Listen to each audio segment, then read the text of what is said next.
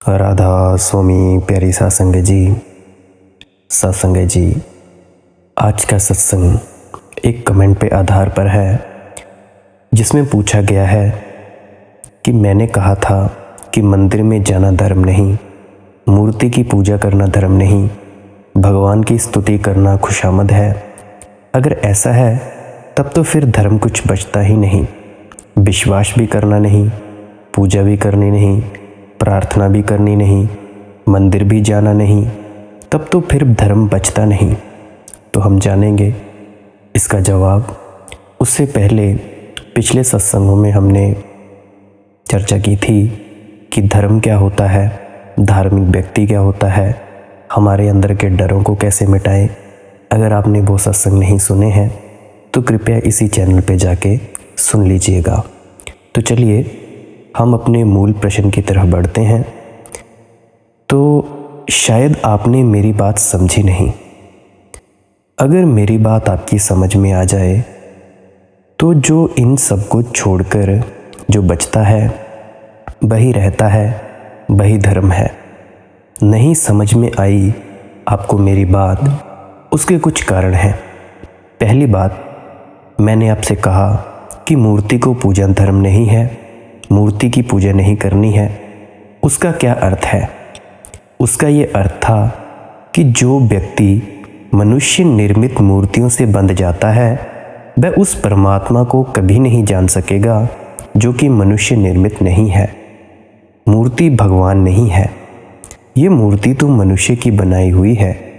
और मनुष्य क्या भगवान को बना सकता है? मनुष्य भगवान को बना सके तब तो बड़ा आश्चर्य पैदा हो जाए। मनुष्य अपने को मिटा ले तो भगवान को जान सकता है, लेकिन भगवान को बना ले तब तो ना स्वयं को जान सकता है और ना ही भगवान को जान सकता है। भगवान को पाने का रास्ता भगवान बनाना नहीं है, बल्कि खुद को मिटाना है, खुद की मैं को मिटाना है। मनुष्य अपने को मिटा ले, उसकी हम कल सुबह बात करेंगे अगले सत्संग में कि मनुष्य अपने आप को कैसे मिटा सकता है। अभी आज मैं एक चीज़ पढ़ रहा था तो वहाँ पे एक कोट में लिखा था, God is everything and man is something. लिखा था ईश्वर सब कुछ है और मनुष्य थोड़ा कुछ समथिंग। गलत है ये बात। God is everything and man is nothing. मतलब ईश्वर सब कुछ है, मनुष्य कुछ भी नहीं है। यह समथिंग जानने का जो भ्रम है कि मैं कुछ हूँ, यही अस्मिता, यही अहंकार, यही ईगो, मनुष्य कुछ है, ये जानने का जो ख्याल है ये एकदम भ्रामक है। जिस दिन मनुष्य जान पाता है कि मैं तो कुछ भी नहीं हूँ, उसी क्षण वह जान लेता है कि परमात्मा सब कुछ है। ये अनुभव एक साथ घटित होते हैं। जिस क्षण मनुष्य जानता है मैं कुछ भी नहीं हूँ, उसी क्षण वह जान लेता है कि परम आत्मा सब कुछ है। और जब तक वह जानता है मैं कुछ हूँ, तब तक परमात्मा के द्वार बंद हैं, वे नहीं खुलेंगे। ये अहंकार बाधा बन जाएगा, रुकावट बन जाएगा। और यही अहंकार बनाता है मंदिर, यही अहंकार गढ़ता है मूर्तियाँ, यही अहंकार निर्मित करता है संप्रदाय। इसीलिए तो संप्रदाय लड़ते हैं। अगर संप्रदाय धर्म होते तो लड़ाई कैसे संभव थी? लड़ाई तो वहीं होती है जहाँ अहंकार होता है, नहीं तो लड़ाई नहीं होती। जहाँ अहंकार है वहाँ युद्ध है, वहाँ संघर्ष है। अहंकार लड़ाता है, मैं कुछ हूँ, आप भी कुछ हैं, फिर लड़ाई होनी ज़रूरी है। ये सारा का सारा खेल जो हमें दिखाई पड़ता है, हम सोचते हैं धर्म है, इसीलिए डर पैदा होता है। कौन थे मंदिर में धर्म है? आखिर कौन से मंदिर में है? और अगर मंदिरों में धर्म हो तब ज़मीन पर बहुत धर्म होता, क्योंकि मंदिर भी बहुत हैं। मंदिरों की कोई कमी नहीं है। सारी पृथ्वी मंदिर, चर्चों और मस्जिदों से भरी है। धर्म कहाँ है? लेकिन अगर इनसे धर्म होता और हम थोड़े मंदिर और चर्च बना लें तो धर्म बढ़ जाएगा। लेकिन हालत उल्टी है। जितने मंदिर बढ़ते हैं उतना अधर्म बढ़ता है। हालत उल्टी है। मंदिर और चर्चों के बढ़ने से धर्म तो नहीं बढ़ा। इनमें जाने वाले लोग क्या धार्मिक हैं?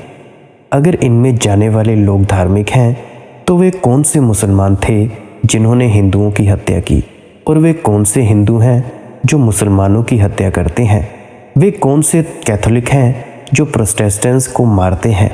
वे कौन से प्रोटेस्टेंट हैं जो उनके दुश्मन हैं? इन मंदिरों और मस्जिदों में जाने वाले लोग अगर धार्मिक हैं तो फिर ये धर्म के नाम पर इन मंदिरों और मस्जिदों से निकली हुई हत्याओं का ब्यौरा कौन देगा? कौन करेगा ये हिसाब? इतनी हत्या फिर किसके सिर जाएगी? नहीं साहब, ये मंदिर और मस्जिद में जाने वाला आदमी बहुत ही ज़्यादा खतरनाक है। ये किसी भी दिन आग लगवा सकता है, क्योंकि जिस दिन ये चुनता है कि यह मंदिर का धर्म है, उसी दिन ये कहने लगता है कि दूसरा जो चर्च है और मस्जिद है वह धर्म की नहीं है, और जो धर्म का नहीं है उसको मिटाना इसका कर्तव्य हो जाता है। जिस दिन ये चुनाव करता है कि ये मस्जिद भगवान की है, उसी दिन ये कह देता है कि ये जो मंदिर है मूर्ति वाला, ये भगवान का नहीं शैतान का है। इसकी चॉइस, इसके चुनाव में घोषणा हो गई दूसरे के अधर्म हो जाने में। और तब क्या होगा? तब लड़ाई शुरू होगी। और ये जो आदमी एक मंदिर को सोचता है कि यहाँ जाने से मैं धार्मिक हो जाऊँगा, इससे ज़्यादा बचकानी और चाइल्डिश कोई बात हो सकती है क्या? एक आदमी 23 घंटे अधार्मिक है और एक मकान की सीढ़ियाँ चढ़ता है और घंटे भर के लिए धार्मिक हो सकता है क्या? क्या चेतना कोई ऐसी चीज़ है? गंगा बहती है हिमालय से और गिरती है सागर में। अगर कोई कहे कि काशी में आकर गंगा पवित्र हो जाती है, पहले भी अपवित्र थी और आगे भी अपवित्र, सिर्फ काशी के घाट पर पवित्र हो जाती है, तो हम हंसेंगे कि ये क्या पागलपन है।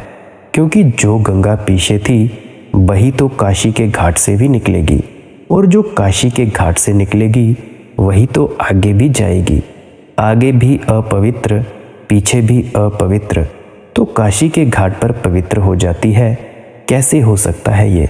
अगर ये नहीं हो सकता तो 23 घंटा चेतना की जो गंगा अपवित्र थी, वह 1 घंटा मंदिरों, मस्जिदों, सत्संग घरों में जाने से कैसे पवित्र हो सकती है? वही तो चेतना है, वही तो धारा है, वही तो गंगा है। केवल मंदिर की सीढ़ियाँ चढ़ने से वह पवित्र हो जाएगी क्या? गलती में है आप। ये आदमी दूसरों को तो धोखा दे ही रहा है, खुद को भी धोखा दे रहा है।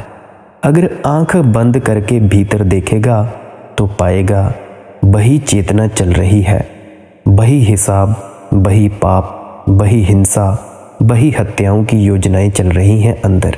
वे ही सिक्के गिने जा रहे हैं। एक आदमी मर रहा था एक बार, बहुत बड़ा धनपति था, बहुत बड़ा व्यवसायी था, मरणशैया पर खड़ा था, वह लेटा पड़ा था।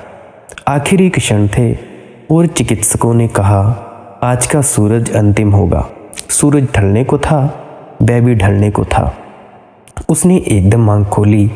उसकी पत्नी उसके पैरों तले बैठी थी और उसने पूछा कि मेरा बड़ा लड़का कहाँ है?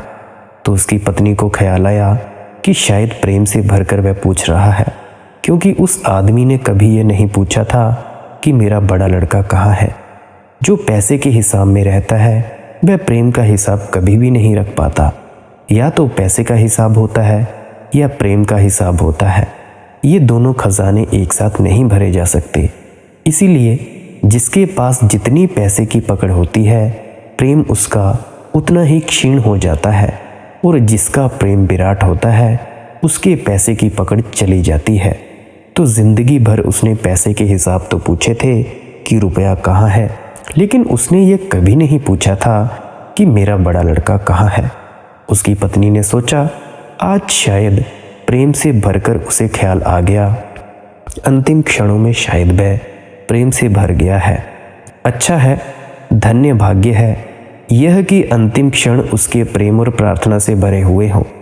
तो उसने कहा आप निश्चिंत रहें, आपका बड़ा लड़का आपके बगल में ही बैठा हुआ है। और उसने पूछा उससे छोटा? उसकी पत्नी और भी अनुग्रहित हो गई कि वह सबकी याद कर रहा है।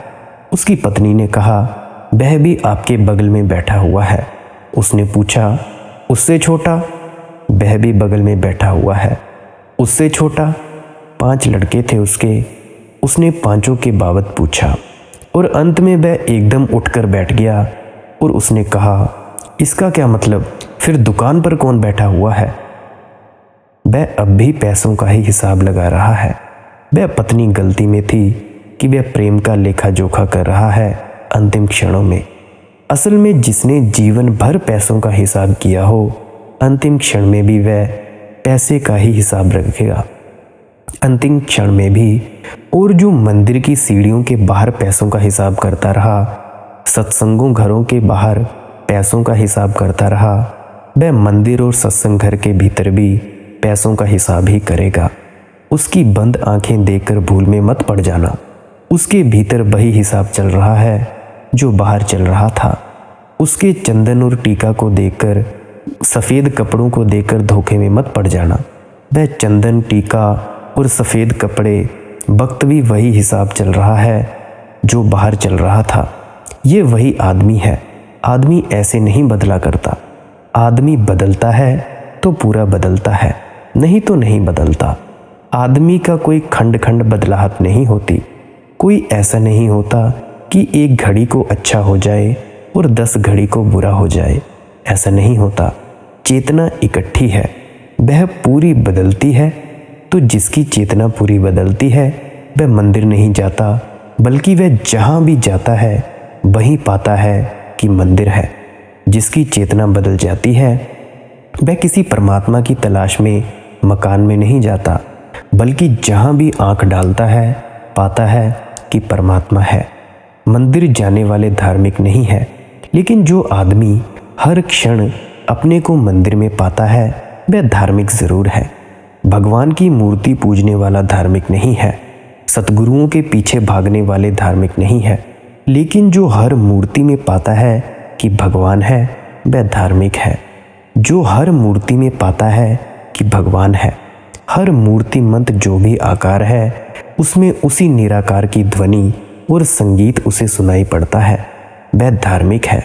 लेकिन जो कहता है इस मूर्ति में भगवान है, इसे तो पक्का जान लेना कि उसे अभी पता नहीं, क्योंकि वह यह कहता है कि इस मूर्ति में भगवान है।